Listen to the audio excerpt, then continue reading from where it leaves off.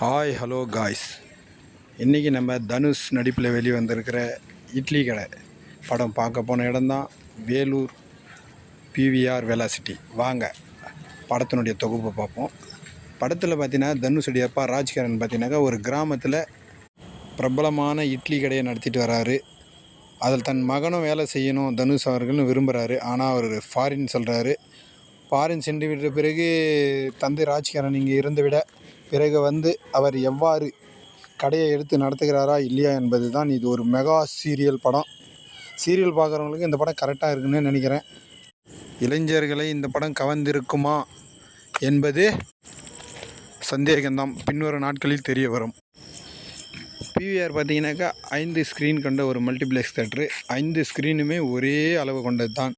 7.1 LED screen கொண்ட ஒரு multiplex theatre. அனைவரும் சென்ட்ரல் தந்து படத்தை பாருங்கள்.